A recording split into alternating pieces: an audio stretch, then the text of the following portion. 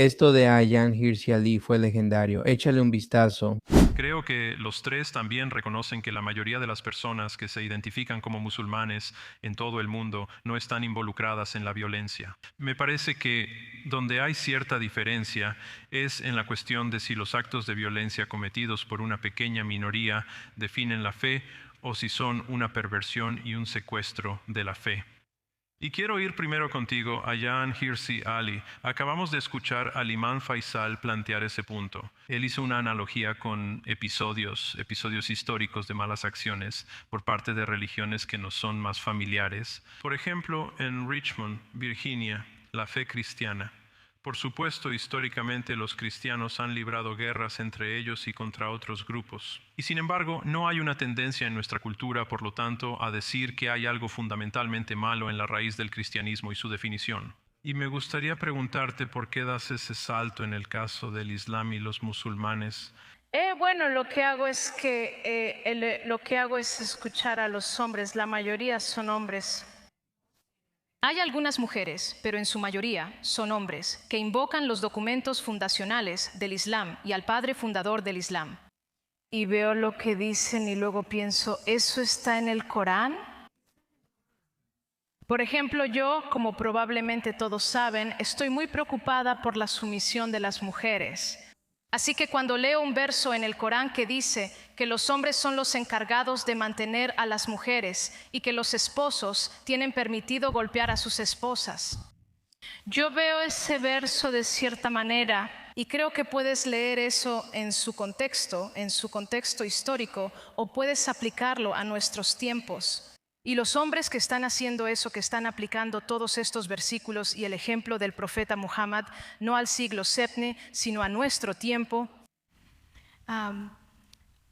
me doy cuenta, y es muy lamentable, pero encuentro que ellos son mucho más influyentes al inspirar y movilizar a los jóvenes para que vean la religión del Islam como ellos la ven, que como dice que la ve el imán Faisal o como dice que la ve Majid Nawaz. Y eso es un hecho. Ya sabes, mira Al-Qaeda. Al-Qaeda no usa a Bin Laden para reclutar gente nueva. Al-Qaeda usa el Corán y al profeta Muhammad para reclutar a los jóvenes. Así que tenemos que dejar de negar esto y en algún momento tratar de abordar la influencia de estos documentos. Y la manera de hacerlo es, ya sabes, de ver lo que hay ahí y no negarlo. Lo increíblemente frustrante es justamente esa negación. Los grupos terroristas como Al-Qaeda, todos provienen de la corriente del islamismo que describí o de la politización del Islam. Y luego están los fundamentalistas. El gobernador de Punjab en Pakistán fue asesinado por su propio guardaespaldas porque intentó reformar la ley de blasfemia en ese país. Y el triste hecho es que las mismas personas, el mismo fenómeno que ha sido el más feroz en oponerse a la corriente del islamismo en Pakistán, también produjo al asesino del gobernador de Punjab. Porque son ultraconservadores y lo único que alimenta su furia y los enfurece es cuestionar la ley de blasfemia. Y esa es la segunda corriente que abordo, que es la corriente fundamentalista. Así que en el análisis de Ayaan sobre cuál es el problema, estoy de acuerdo con ella. Pero luego, cuando Ayaan regresa a la causa y dice que la causa de ese problema se encuentra únicamente en la religión del Islam exclusivamente. No, estamos hablando. El tema de esta noche ¿es la religión del Islam una de paz o una de violencia? Bien, así que si me permiten, no se trata del cristianismo ni de otras religiones. Por supuesto, sé que es difícil hablar sobre la violencia, sí, pero no creo que sea correcto seguir cambiando de tema. Entonces, o bien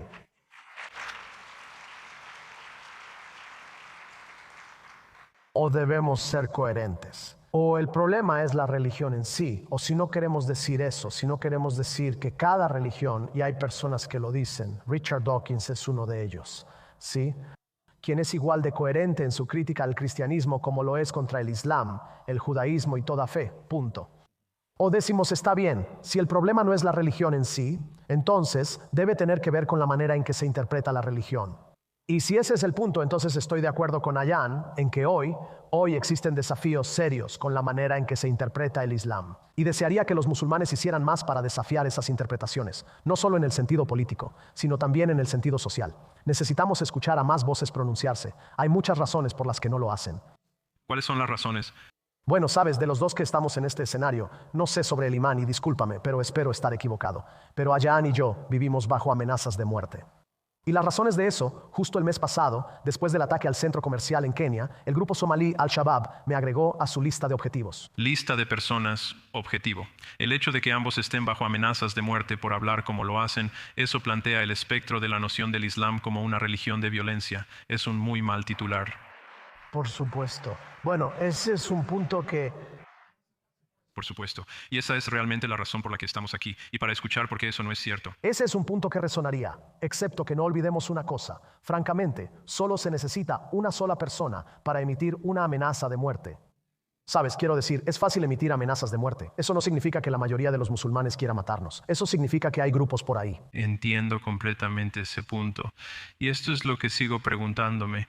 Sí, si todos están de acuerdo, si todos aceptarán que la mayoría de los musulmanes no están involucrados en la violencia ni interesados en involucrarse en la violencia. Y si el comportamiento de las personas de una fe en particular, en mi opinión, definiera esa fe, entonces ¿por qué eso no nos dice, por el simple hecho de que la mayoría de los musulmanes no quieren involucrarse en la violencia, que el Islam no es una religión violenta? ¿No es acaso el dicho, si camina como pato y grazna como pato? Sí. Caminas como si, exactamente, cuac. Bueno, es porque los violentos son los que aparecen en los titulares de las noticias. Correcto. Quiero decir, no recibes atención de los medios por ser moderado o promover la paz.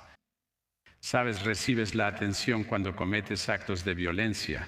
Bueno, mira, Yitzhak Rabin fue asesinado a tiros por un extremista judío fanático. Y nadie salta de eso a pensar que el judaísmo es una religión extremadamente violenta, aunque ese joven esencialmente pone el texto en práctica. Y sin embargo, con el Islam, ese salto se hace a menudo, y estoy tratando de entender por qué crees que es así. Quiero señalar algo, no podemos... De hecho, permíteme, en realidad quería hacerle la pregunta primero al imán Rolf, y luego iré contigo. Bueno, lo que quiero decir es que eso sucede porque ese vínculo no se hace, porque como cristianos y como judíos lo entienden, comprenden la motivación política detrás de eso. La gran mayoría de los musulmanes tampoco establece esa relación. La gran mayoría de los musulmanes ve estas cosas como interpretaciones no legítimas de la religión del Islam o como algo fuera del Islam. Al igual que la mayoría de los judíos, no consideraría al asesino de Yitzhak Rabin como una expresión legítima de la fe judía. Este es precisamente el caso en la gran mayoría del mundo musulmán. Entonces, lo que realmente estás diciendo es que es hablo colectivamente, nuestra cultura aquí, es nuestro desconocimiento sobre el Islam o sobre los musulmanes. Se trata de la manera en que se forman las percepciones. Las percepciones se forman en gran medida por los acontecimientos para la mayoría de las personas. Y así como ya sabes, cuando estoy en países de mayoría musulmana, ellos preguntan, ¿por qué Estados Unidos está atacando al Islam? Ellos lo ven así. ¿Por qué? Porque cuando algún mayor de las Fuerzas Armadas estadounidenses dice, estamos en Irak porque esto es una cruzada contra el Islam, eso se convierte en un titular destacado en el mundo musulmán. Así que eso moldea la percepción de una manera muy poderosa. ¿Existe la idea en el mundo musulmán de que este país, nuestro país, está dedicado a destruir el Islam? Hay un gran número de personas que se sienten así basándose en este tipo de titulares. Por eso dije que el ciclo de acciones extremistas y declaraciones extremistas obtiene los titulares principales en cada país. Entonces, cuando un ayatolá en Irán dice «muerte a América», esto asusta a los estadounidenses y los estadounidenses se quedan con la imagen de que los iraníes quieren destruirlos y que el Islam está a punto de destruir América. Luego tienes, ya sabes, a un general militar que dice esto y después alguien comete un acto de violencia. Eso es lo que aparece en los titulares aquí. Luego tienes a un pastor que solo tiene 30 personas en Florida diciendo que va a quemar el Corán y eso resulta en actos de violencia. Así que cuando los medios destacan estos hechos extremistas, ayudan a moldear las percepciones y crean ese sentimiento de repulsión en la gente. Y luego hay una tendencia a encubrir a toda esa gente y a decir, bueno, Estados Unidos está en contra de nosotros u Occidente está en contra de nosotros. He sido muy paciente. Adelante. Sí, he sido muy paciente, muchas gracias. Entonces, ¿es el empaque, la mercadotecnia o es la sustancia? Está bien. En Estados Unidos, en el mundo occidental, hay debates continuos sobre el lugar de los musulmanes. Y sí, entre los musulmanes en Occidente y entre los musulmanes fuera de Occidente existe esta creencia general de que el Islam está bajo asedio y que los estadounidenses quieren destruir el Islam. Eso es una cuestión de percepción porque no está respaldado por hechos. Ahora, vemos el Islam y yo veo países islámicos como Pakistán y ellos tienen leyes de blasfemia. Parte de la Constitución de Pakistán se deriva o se basa en el Corán o el Hadís. La Constitución de Irán es islámica. La Constitución de Arabia Saudita es el Corán.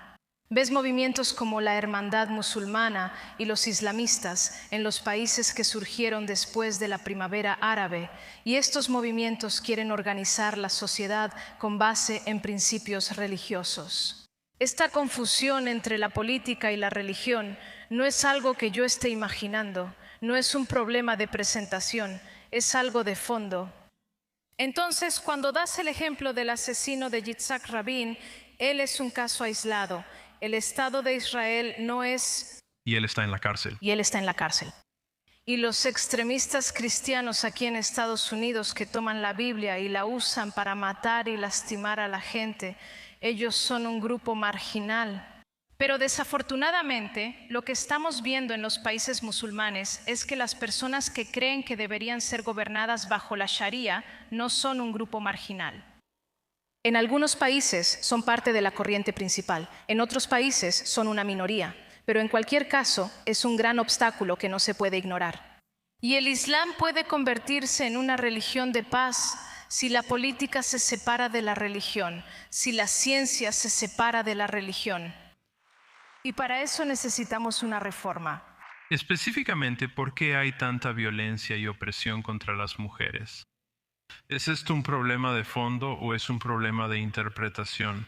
¿El Corán lo justifica y lo aprueba específicamente?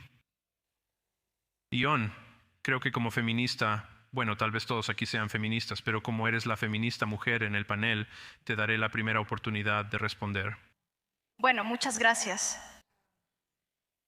Encuentro suficientes versículos en el Corán y en los hadices y en la práctica del Islam para demostrar eso. Como mujer en el Islam, tienes que tener un tutor masculino. No eres dueña de tu sexualidad. Ya sabes todos los ejemplos que mencioné. Así que eso sí tiene sustancia, tiene contenido.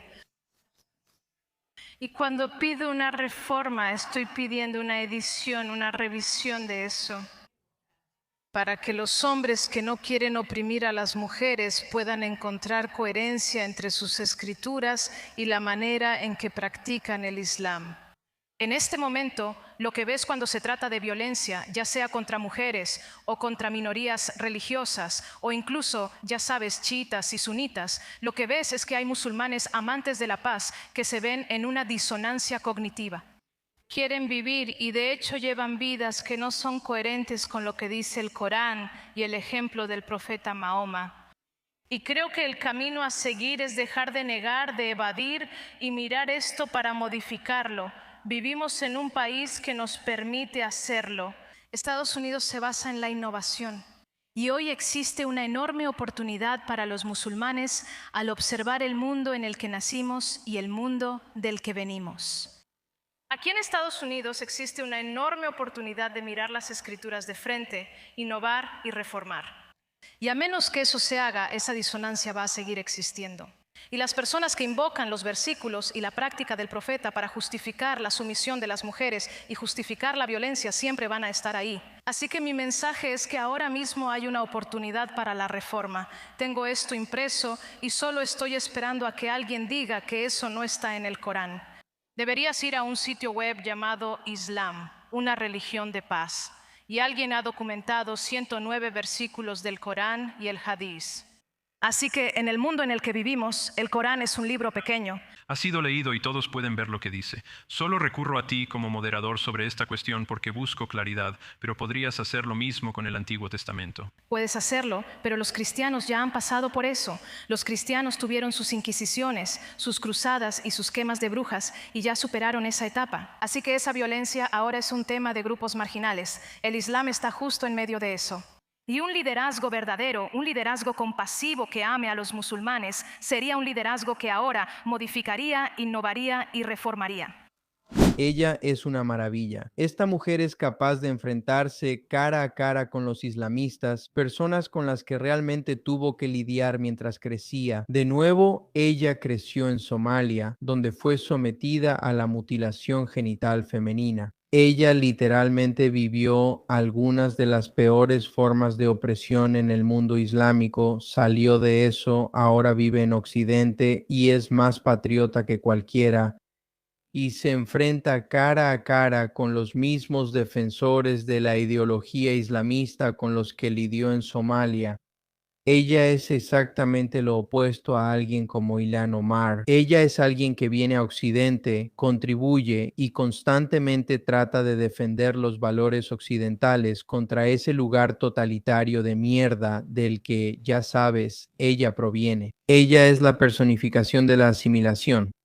Mientras que muchas personas de la izquierda están defendiendo a gente de, ya sabes, países antioccidentales que vienen a Estados Unidos, como Mahmoud Khalil, como Hassan Piker, como Mayor Mamdani, que vienen aquí, intentan imponer sus propios valores, su propia cultura, y no solo eso. Luego desprecian la cultura estadounidense y menosprecian todas nuestras tradiciones, y tratan de hablar de lo terrible que es nuestra historia, de cómo cometimos todas estas atrocidades y de cómo tenemos un pasado oscuro y de todas las cosas que les hicimos a ellos o a sus países, a pesar de que técnicamente ahora deberían ser estadounidenses.